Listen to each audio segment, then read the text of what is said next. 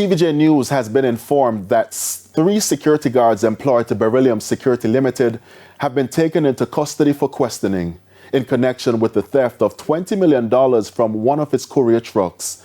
The money was stolen from the courier truck in East Kingston on Thursday. It's reported that about 10 a.m., the courier truck with the 3-member crew was transporting 48 bags containing money to the Norman Manley International Airport.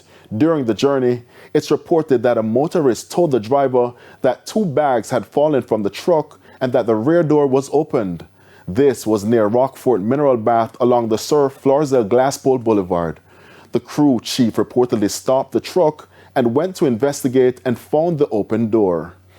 He stated that they made several checks on Sir Floresville Glassport Boulevard but did not locate the missing bags. Investigators are searching for an SUV linked to the missing cash.